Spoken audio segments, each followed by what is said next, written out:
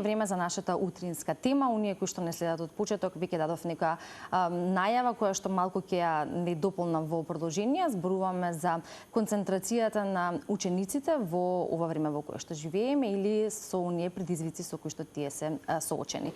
Она кој имавме можност во изминатиот период да го слушнеме е дека нашите соседи или конкретно во Србија има еден предлог или пилот проект за намалување на училишниот час од 45 на 30 минути, каде што има различни мислења од страна на експертите, дали е потребно тоа, колку ќе биде корисно или некорисно, дали е во интерес на учениците или не. Но она на кое што ние се задржуваме денес е генерално прашањето колку во денешно време и со брзите алгоритми може да се задржи концентрацијата на учениците. Дали е време да се случи некоја промена во образовниот систем и што е она кое што би требало да подлежи на промена во овој процес. Ке имаме одличен разговор, не се сомневам, со гледам тоа што имам и одлични гостинки во студиото, професорка и психолог, кој што од своје искуство и од свој професионален аспект ќе ни дадат одговори на прашањата. На моје задоволство во утринска на Тилма ја поздравувам професорката Татјана Алексич, која што е професорка во македонски јазик во Средното училиште Раде Јовчевски Корчагин и психолог, гешталт психотерапевт Благица Ризова-Ваник. Добро дојдовте, добро утро и благодарам што дојдовте време да зборуваме на една ваква важна тема, особено кога зборуваме за нашите млади или за идните генерации, иднината на нашата земја. Добро утро, добро ве најдовме. Поздрав до гледачите на телевизија Телма. Може да започнеме со еден училишен час или она кое што се случува во текот на еден училишен час. Верувам дека е интересно да се работи особено со средношколци и во времето во кое што тие живеат некако за нив можеби најпредизвикувачки, но и за тие кои што работат со нив. Па ако треба да се одржи еден добар час од 45 минути по македонски јазик, како тоа изгледа, професорке? Темата спомнавте за концентрација и деконцентрација. Да. Еве додека седиме во овој пријатен амбиент на телевизија Телма, гледавме вести, вознемирувачки вести од светот, нели војната, па нели денот на дивиот свет. И тоа е веќе деконцентрација, кога слушаш вести за кратко време, за кусо време, твојот мозок, значи и слушниот апарат и мозокот веќе регистрира непријатности. На еден час од 45 минути, ако наставникот, нели, предавачот, едукаторот, па и нели човек со воспитно образовни карактеристики не успее да се наметне во некоја смисла на учениците за да одржи ред и да се артикулира часот, тогаш проблемот е во наставникот, не е во учениците. Тие секако се повеќе губат концентрацијата затоа што тоа се веќе една нова милениумска генерација, како ги нарекуваме популарно палец Z генерација, која е навикната да се изразам и со нивните информатички јазик, да сурфа, да скролаат, брзи вести, брзи информации кои многу побрзо ги забораваат. Така што во принцип ние треба да се смениме во нашиот начин на интерпретација на новите наставни содржини за да ги одржиме децата во будна состојба за да може да научат, затоа што професионализмот на ученикот е кога слуша на час и подоцна лекцијата дури нема потреба дома да ја разработува, може само да ја прочете и веќе ја прифатил. Меѓутоа ученици кои се аматери, кои не внимаваат на час, имаат многу поголем проблем по сите предмети да ја примат таа наставно содржина, да им треба малку време за разработка подоцна. Затоа доцнат и тоа е она што велиме ги делиме на професионалци и аматери. Професионалците секој слушаат, секој се будни и присутни на час, имаат добра концентрација. Да. Подоцна ќе позборуваме за тоа што значи или како всушност се станува професионалец и аматер, ако збориме во улога на ученик и што е тоа кое што би требало да го прават за да бидат професионалци, но ќе одиме или рамномерно и со едно психолошко објаснување. Ако зборуваме за концентрацијата и за тоа што вели или како тоа го објаснува психологијата, особено кај младите кои што живеат во дигитално време или во дигитален свет, дали распонот на концентрација се намалува, дали не може да го достигне веќе тој капацитет од 45 минути, особено можеби за теми кои што во моментот не им се интересни, од друга страна пак секојдневно соочени со тоа скролање, алгоритми, содржини кои што нив во моментот ги интересираат. Јас се слагам со Татјана кога вели дека можеби повеќе во срединските фактори отколку во она што ние организмички физиолошки го носиме со себе.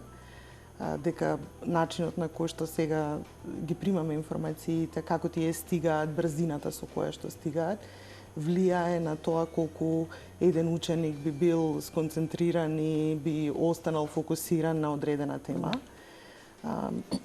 Има истражувања кои што викаат дека заради користење на телефони, социјални мрежи, брзи видеа, постојано скролање или постојано истражување на брзи информации, нели, кои што го хранат мозокот со допамин и овозможуваат одредено чувство на задоволство, доведува до тоа да се намали распонот на внимание, иако јас сметам дека тоа многу повеќе во однос на темите што се понудени како такви, стимулусите кои што доаѓаат од надвор и тоа како се менува начинот на кој што ние ги восприемаме. Значи не е толку во органскиот дел, физиолошкиот дел, колку што е во менување на начинот на примање на сите тие информации. Сега во еден училишен сетинг 45 минути е нели нешто кое што е измерено, направено според тие научни криви на тоа колку може да се одржи концентрација и во кој момент таа се покачува или опаѓа и како ние ги меморираме податоците, значи не се случајно ставени како 45 минути. Кривите на учење нели имаат свој почеток, свој врв, нели до кога се запомнува најмногу и во кој момент таа концентрација опаѓа. Сметам дека можеби е повеќе во пристапите на наставниците во контекст на тоа колку различни активности вметнуваат во тој час. Повеќе не е доволно само да се застане и да се зборува, да се има монолог, да е еднонасочна комуникација во која што учениците би слушале. Она што исто го читав во истражувањата е дека дури нели кај возрасен човек таа концентрација би траела најмногу 10 до 15 минути и доколку не се вметне некоја нова активност која што би била интерактивна, која што можеби и би ги вклучила и мобилните телефони или вештачката интелигенција. Значи во тој случај нели ние би ја изгубиле публиката. Значи публиката нема капацитет понатаму да следи сконцентрирано и тоа е видливо. Јас работам со студенти на American College кај поголемите ученици кои што веќе после 10-та 15-та минута доколку не се ангажирани, веднаш посегнуваат или по мобилен телефон или нешто друго прават, меѓутоа не се фокусирани на она што се случува. Сметам дека доколку се понуди некоја разноликост во материјалот, каде што би имало и визуелни материјали, и аудитивни и искуствени да прават нешто, значи да прават одредени експерименти и активности, дека 45 минути не би биле проблем сами по себе, како минути. Да.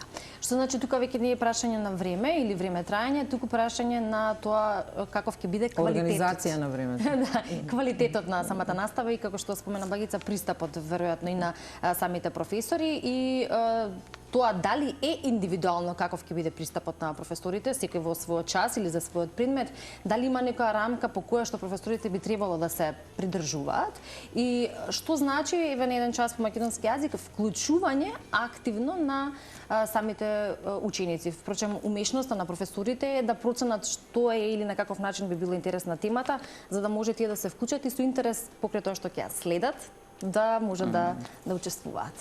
Секако дека има рамка, дека има наставен план за артикулација на еден наставен час, за нова наставна содржина, меѓутоа има еден дел од тие 45 минути после таа презентација од 15 на минути, он е најкреативниот дел кога доаѓа до израз индивидуалноста на наставникот, затоа што тоа е исто како во реториката, не е битно што ќе кажеш, туку како ќе го кажеш, како ќе ги вратиш децата, учениците во таа будна состојба, што велиме ние будење на крајот на последните 10 минути, кои се најдрагоцени кога почнуваме нели да интерактивно да комуницираме со учениците, нели што разбрали, како може тоа го пренесе, затоа што ако наставната содржина нема употребна вредност, ако не можете тоа веднаш да го реализирате било како или устно или писмено, бидејќи мојот предмет е податлив за тоа како македонски јазик, тогаш часот е бесполезен. Значи веднаш одиме со не е тоа да речеме на класично испрашување, туку будење во смисла како го доживеале сето тоа што го слушнале на часот и што може да заклучат, значи тие нивни креативни заклучоци е она што велиме најубавото нешто, така што кога ако станува збор дека треба во реформи, со тие реформи да се скратат часовите на 30 минути за да се одржи концентрација, мислам, еве, моје мислење е дека не е така и дека тоа е многу малку. Со оглед, ако гледаме дека физички не можеме да стасаме децата, учениците од училница во училница, каде се наставните предмети како спорт и спортски активности, кога се пресобликуваат и треба време, па додека влезеш на часот, додека запишеш кој е отсутен, кој е присутен, отиде часот и она најквалитетното нема да се задржи, затоа што јас некогаш гледам конкуренција во тие алгоритми, значи конкуренција ни се, она што кажа колешка, па добро, во секој случај пак сме колеги, работиме со деца, дека не можеш децата да ги вратиш во нормала, да читаат книга една каде што е црно-бела техника, нема да им излезат некои флешови музика, нешто што ќе ги анимира. И тоа е опасност. Тука фактички ја губат таа енергија. Меѓутоа, најголемиот мотив и на секој човек кој учи, ние сите учиме, ученици сме до крај на животот, е упорноста. Да си упорен, да си истраен и едноставно да тоа е една метафора на знаење. И нека е сувопорно, и нека е здодевно, и нека е тешко. Учењето треба да е тешко, не треба да е лесно. Значи, се тоа е еден напор кој само кажува дека тој ученик, иден студент, иден професионалец, ќе знае да го организира времето, она што кажав професионалец, ученик, без оглед што ме здодевно. Не сме ние наставниците интересни, не е тоа шоу тајм, нели нешто, па ти да ги анимираш, па ти да те гледаат, па не знам што да правиш, колот напред, колот назад на часот. Туку со наставниот предмет, било кој, да ги вовлечеш во приказната, да почувствуваат енергија, интеракција меѓу наставникот и учениците, за да се почувствуваат битни, важни, затоа што имате екипа деца кои учат. Меѓутоа има екипа деца кои не учат, кои се деконцентрирани, кои ја немаат тамокна концентрација. И тие се најбитни. Да допреш до нив, макар и физички, само да го разбудиш, му кажеш ајде ова, ајде она, за да ги анимираш на часот, да им влезе информацијата буквално во прва рунда, затоа што децата до 16 до 17 години паметат. Имат концентрација и паметат и треба тој капитал, тој просек на интелигенција, умот или мудроста да искористат на времено. Да. Дигиталното време го минува и начинот на, да речеме, информирање во смисла на тоа дека во минатото многу повеќе сме биле заинтересирани за читање на книги. Зборуваме за книги кои што ќе ги земеме од библиотека или ќе ги купиме од книжара. Сега некако сакаме тој материјал или тоа некое действие и содржина во пократки црти или можеби на компјутер, на таблет, тоа да се прочита. Значи тоа се менува, што од една страна повторно речеме дека е мач со две острици, се знае како и на кој начин бенефит има класичното читање на книга, а од друга страна она кое што го нуди денешното време или дигиталното време. Каква е промената тука со учениците, колку сакаат да читаат книги, колку ве прашуваат можеби за предлог книга или она кое што е дел од наставата, што треба да се прочита? Има се уште што ме чуди. Има се уште деца кои се читачи, кои сакаат, меѓутоа се помалку процентуално, затоа што се навикнати на готово, на силупле да добијат ChatGPT информација, скратена форма, скратено СЖ и со тоа да импровизираат знаење. Знаењето не може да се импровизира, тоа е темелно. Многу голема, огромна разлика е кога ќе земеш книга, па така ќе ја читаш лист по лист, што се вели мирисот на книгата, па и да подлечеш нека драгоцена реченица, она што ќе ти треба. Таа интеракција со книгите ја изгубивме токму поради тоа брзото темпо на живење и што децата постојано сака да се на повеќе фронта. Додека читаат, ништо не излегува од книгата, како што излегува додека сурфаат по интернет, или некоја реклама ќе ти излезе некој знак, ете ти деконцентрација. Може да те деконцентрира кога читаш книга, родител нека те викне на ручек или не знам што. Меѓутоа, јас секогаш што го кажам јавно, мене многу ми е жал што излезе од мода читањето книги. Не е така глобално како што беше порано, или пак ќе кажам наше време и ова време. Ние треба се прилагодиме на ова време, меѓутоа тука е мокта на учењето и на учење на концентрација. Кога ќе се задлабочиш, они обично прашуваат колку страници е книгата. Им кажеш 200-300 некако, кажеш 1000 страници, Ана Каренина 2 тома, за нив е тоа па како да си завршил факултет. Мислам дека тука ја губиме трката со квалитетно знаење. Секоја брза информација брзо исчезнува од меморија. Колку брзо ја осознаваш, толку побрзо ќе заборавиш. Така што треба да се вратиме на читањето, студиозно читање, читање со љубов. Оно што наставниците, ние како наставници треба да ги научиме децата од најмала возраст да учат со љубов, со задоволство, со радост. И тука веќе нема шверцување на знаење, шпекулација. Ако учиш со радост, учиш за себе и тебе ти е задоволство се дучиш. Така и, но и кога читаш покрај тоа што нормално треба да го добиеш тоа знаење, меѓу другото ако зборуваме за некоја убава книга, нели се стимулира мозокот, размислува, фантазира, нели создава некоја слика. Сето тоа си има бенефит и по индивидуален функциите на пристап. Дури мозокот. рачното, ракописот се губи. Да. Не е исто кога мозокот синхронизира рачно пишување, ракопис или кога пишуваме на тастатура. Има огромна разлика. Да.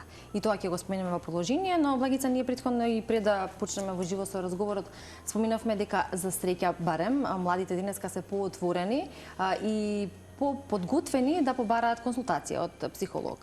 Ке речеме не им е лесно заради тоа што покрај учењето кое што го зборуваме или она кое што се случува генерално и во образовниот систем и тоа кое што треба да го покажат како знаење, а при тоа да го нели добијат, се соочени со други предизвици. Сме зборувале за она што влијае на менталното здравје, на тоа што го нуди друштвото, тоа што е можно или не сте во можност или не сте во можност да го направат или да бидат во чекор со тоа и сето тоа ги доведува во една ситуација каде што сакаат да побараат помош и верувам бараат помош, но која е најчесто причината поради која што се обраќаат на психолог и кои се можеби најчесто нивните прашање или тоа кое што сакаат да го променат, да го подобрат, чувствата кои што ги споделуваат, верувам, со вас.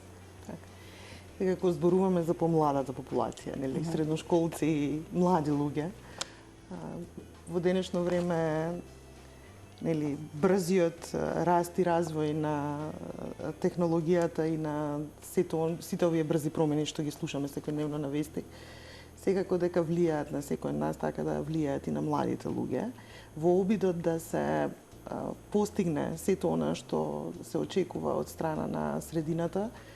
Мозокот, го спомнуваме, нема капацитети толку брзо да се менува, така да во тој обид многу често се случува да се има доживување дека немам доволно ресурси да се фатам, нели, да го фатам текот на промените што се случуваат, што е основа на анксиозноста. Значи, анксиозноста е една од најчестите теми со која што доаѓаат младите луѓе. Многу често се надоврзува и со депресивните искуства и е комбинирана како таква.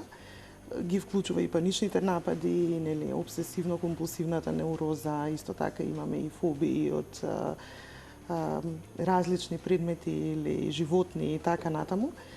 Така да анксиозните искуства би рекла дека се многу чести во овој век. Пред се затоа што буквално се символика на немање доволно сигурност за да се адаптирам на она што доаѓа ново. Па дури и во овој контекст во кој што зборуваме, новите пристапи, новите начини, новите текови бараат организмичка ангажираност и нова адаптација, за која што најчесто доживувањето е дека јас немам толку многу капацитет се тоа да го следам на начин на кој што можеби другите можат. Чувството на несигурност е се присутно и е една од основните работи заради кои учениците, например, ги одложуваат активностите. Значи, нешто што сакаат да го направат, ќе го направат во последен момент, ќе го остават во последен момент. Или се расеани, делуваат расеано или дефокусирано. Пред се затоа што немаат чувство на сигурност кое што е доволно за да го абсорбираат можеби новото знаење. Новото знаење значи дека јас со сите тие искуства треба да ги применам, нешто ново да направам или да се растам и се развивам, што може да биде застрашувачко. Така да во базата на анксиозноста е тој неочекуван, нема основа тој страв сам по себе. Чи постои страв дека нешто лошо ќе се случи или дека нешто неочекувано ќе дојде, иако ако ги прашаме, нели, кога доаѓаат на терапија што конкретно те плаши, одговорот е не знам. Дека го имам цело време тоа чувство на нелагодност, напнатост, така одам на училиште, така се враќам, така комуницирам, меѓутоа само по себе не е врзано за некој предмет или објект. Може да биде кај одредени, нели, состојби врзано за предмет, но и тогаш има символика. Имаме ние вежби каде што има диалог со симптомот и кога ќе се раскаже приказната на симптомот, самата по себе го представува секојдневието. Зошто баш тој предмет или тоа животно или нели таа ситуација е застрашувачка сама по себе. Некогаш употребуваме, нели, да напишат писмо од улога на симптомот или да му се обратат на симптомот. Така да многу креативни техники кои што во суштина се применливи во училница, овозможуваат да се дојде во овде и сега, пред се, затоа што најчесто е или она страшното што ми се случило во минатото, или што ќе дојде сега страшно во иднина, а одсуствува присуството, па дури и во училница, во овде и сега. Значи, како да се не се тука учениците, како цело време да е нели скокање од едно во друго, а контактот е тој што фали. Под контакт мислам да се сетилно присутни со целиот организам, да слушам, да гледам, да чувствувам, да доживувам. И сега тука она што го спомна и Татјана, да ги поканиме. Значи, кога се учениците поканети да се вклучат, да присуствуваат, дури кога имаат отпор, дури кога се случува ова што претходно го напоменувам во смисла на тоа да се деконцентрирани, многу подобро реагираат на поканата за учење. И дури кога ќе кажат не сакам да читам книга, јас обично викам ајде да зборуваме за тоа. Како се случи да не сакам да читам книга? Како е да не се читаат книги? Како е да не се вклучам во нешто? Или како е да не чувствувам, нели, како се чувствуваш, не знам. Како е да не знам што чувствувам? Ајде да зборуваме за тоа. И тоа веќе опфаќа, нели, еден поширок спектар на можности и еден различен начин кој не е причинско-последичен. Че не ја бараме причината зошто тоа се случува, туку можеби процесот како дојде до тоа и која е функцијата на тоа. Стално има некаква функција која е заштитничка, е за одбранбен механизам. Тоа е начинот на кој што сите ние се браниме. Да. И тука пристапот е многу важен, да се чувствуваат удобно и да имаат доверба како би го истражиле тоа во себе со помош на овие техники и методи. Сметам дека тоа апсолутно е неопходно, особено за овие генерации.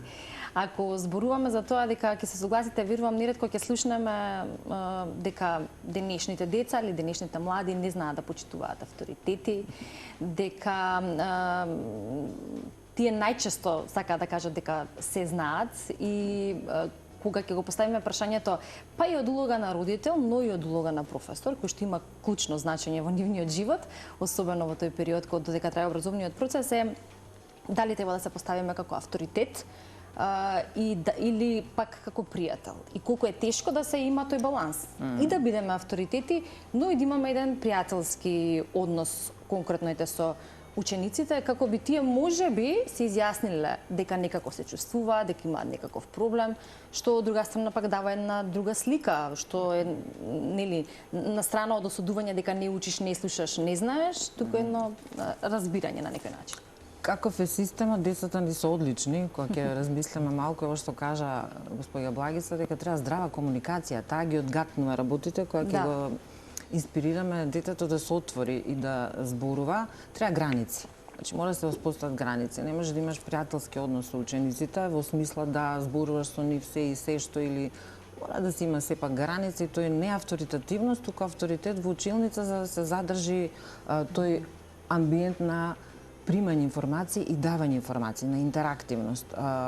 Палец генерација, Z генерација, оваа нова милениумска генерација, во принцип не трпи авторитети и наметнување ставови затоа што е повеќе воспитана во духот на слободоумието. Значи, ако порано во оној социјализам, капитализам не сме имале право да прекинеме наставник додека зборува, па да прашаме нешто, тоа било нели страшно, сега можат децата и тоа е во ред. И тоа е во ред ако се прекине наставникот и се праша во смисла на часот, на неговата артикулација, а не тоа да биде вулгарно, дрско или оно што велат млади, јас сум безвлакно на јазик, можам се да кажам и да опцувам некој кажам вулгарности. Не, ти си само невоспитан. Не си ти темпераментен, оно што вели Жан-Жак Русо, здраво дете, темпераментно дете. Има разлика од невоспитаност и темперамент. Меѓутоа, на децата им недостасува таа комуникација, здрав разговор, да се изразат и повеќе ангажмани, мислам, затоа што еве кога зборуваме за овој, мене ми се случува ученици, ми се жалат, викам дај со мене во драмска секција, сега ќе вежбаме како да се артикулира страф од јавен настав во драмската секција, па да ја средиме свечена сала, да исчистиме. Ми се чини дека оние кои имаат постојано некој ангажман физички, не само интелектуален, ментален, туку и физички да работат. Треба повеќе да ги учиме децата да работат и дома и секаде било каде ќе немаат време за таа анксиозност и за таа неизвестност. Неизвестноста ни ги турка, ни ги брка децата од Македонија. Кога ги прашате зошто одите на страна студирате, затоа што не сме сигурни во овој систем. Таа несигурност и таа неизвестност им убива правото на иднина. И пак ќе кажам, не се виновни децата, особено до 18 години. Системот направи да имаме таква една генерација која не верува во моќта на учењето, не верува во моќта на знаењето, да не почнам сега да зборам за ете ние сме тие што првите правиме корупција со оценки, оценки со врска уписна политика, мора да се петки, подоцна тоа оди во купување дипломи, од лажните представувања, лажните идентитети во системот. И сега гледа децата знаат многу разумно да направат реципроцитет. Па што ако читам ја книги или сум ги прочитал Тојстол, Шекспир или не знам Коневски поезијата, кога од тоа немам ништо на трудот на пазарот, не можам да го продадам на пазарот на трудот. Па затоа што кога читаш и кога си продуховен, тебе нема ти треба тие многу материалистички надпреварувања да имаш се. На 18 години да можеш да возиш кола, па не знам да имаш стан на 25 години за да можеш да се скажеш. Значи, духовно богат човек нема такви апетити. Ние ги отрувме децата со капитализма, со капиталистички манири, со брендирана облека, со моќта на парите, да се има. Не си успешен ако немаш материјално. Мислам дека не е лесно да си дете. Млад човек во оваков систем. Во време, Не им е лесно. Но никако надеж влива генерацијата Z, ве споменавте неколку пати, а за генерацијата и глобално се гледаат или се чувствуваат промени кои што не се видени во минатите генерации. Никако носи некој нов бран на промени оваа генерација Z. Наспроти ова кое што еве досега го гледаме брендирани, поматеријалистички насочени или ориентирани, генерацијата Z некако е пооригинална, индивидуална, некако повеќе го гледа, го има контактот со природата, па што тоа значи или за нивниот живот и генерално за општеството. Имате ли чувство, Влагица, во таквите разговори, особено со припадници на генерацијата Z, дека тие навистина би можеле да направат некоја промена во светот? Значи, ова е делот можеби на креативноста и иновативноста. Да. Која што веројатно ќе биде клучната вредност во наредните години, во наредните децении. Да. Имаше неколку децении каде што знаењето беше клучна вредност и доста истражувања велеа дека човештвото ќе пати од немање доволно знаење. Значи информации имаме бескрајно многу, како што кажав, дури невозможно е да ги проследиме сите, но моментот на соџвакување, асимилација на тоа знаење и употреба на тоа знаење, споделување, кога споделуваме, другиот го зема, креира нешто, додава нешто свое, па го враќа назад како нов пакет. Значи, ова е делот што недостасува. Со скролањето, со имањето брзи информации, факт е дека не е неопходно све да запомнам. Меѓутоа, ако ништо не останува во мене, ништо не е асимилирано, јас не можам ни да произведам нешто ново. Значи, прво е, она што кажав, сетилно да ги примам информациите, да ги isperцепирам, да ги раздвакам, па оттаму да ги споделам и правејќи го ова, во суштина овозможувам нова креација, нова иновативност, која што можеби ќе го спаси светот. Да.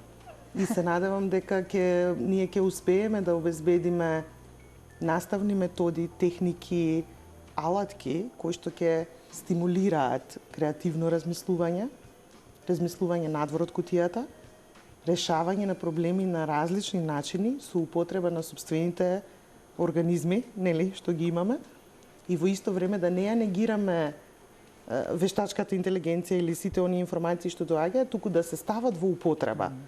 Че сега е предизвикот како да се интегрира она што една индивидуа го носи со сето она што доаѓа како информација и во суштина да научи како да селектира што е корисно за мене, да го земам, да го преработам и да го пренесам понатаму, а што е она што би требало да го оставам и да не го трошам времето на истото. Така да се надевам дека ќе успееме во сите тие предизвици, сите ние, нели, и што сме и во образование, кои што работиме, навистина има обиди, има и доста иновативни методи во самиот пристап, нели, во тие наставни методи и дури во физички се менуваат училиштата, мислам, во последните години. Кога влегувам, например, кога правам споредба пред 5 години или пред 10 години, самите простори се веќе многу порастеретени од она што беше класична традиционална настава и се вметнува тој холистички пристап, порастеретен, по-жив, живи простори во кои што може да се експериментира и да се интегрираат различни дисциплини. Да, и добро го спомнав тоа ќе беше моето последно прашање во однос на дигитализацијата, дигиталното описменување, работата со тоа, односно соочување со тој факт дека живееме во време на брз напредок на технологијата, живееме веќе со вештачката интелигенција,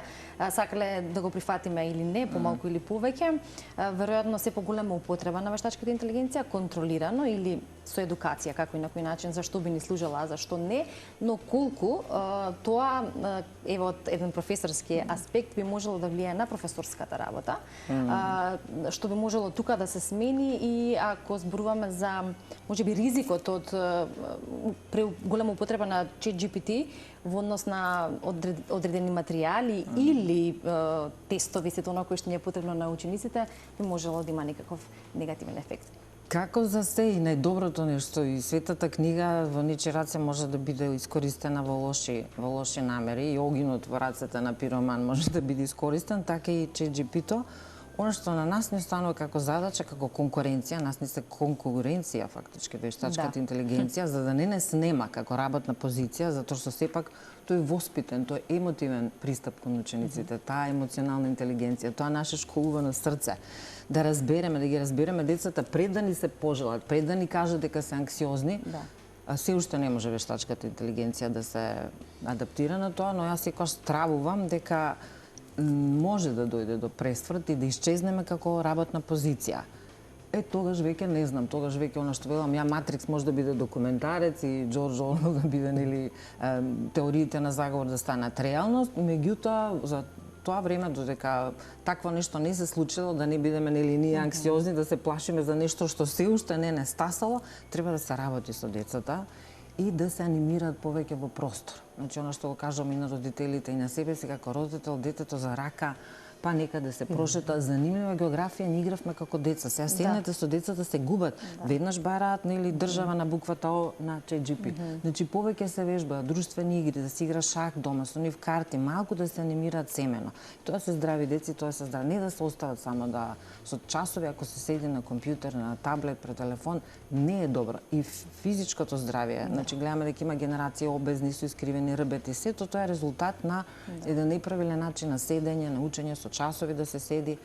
Мислам дека тоа не е добро и тука треба некако баланс да направиме и тоа е наше. Значи наша одговорност е таа како ќе го натерам ученикот да не седи со телефон на час, туку да седи со нас на час, со своите соученици, да се пронеде, да биде автентичен, нека е погрешен одговорот. Значи ние не знаеме колку пати јас сама себе ќе се изненадам што нешто не знам, значи не се плашат од незнаење, туку да се плашат од таа интровертност и како да се дојде шпекулативно до знаење до диплома. Многу е битно да имаш една здрава двојка, здрава тројка, колку да имаш петка која е на стаклени нозе, намеска петка не е заслужена. Да, одличен завршеток и може да кажеме дека навистина голем предизвик или предизвикувачко време како за родителите, така за професорите, за психолозите, оние кои што работат особено со млади и голема одговорност апсолутно да го поставиме тоа на здрави темели и да го водиме во вистинска насока.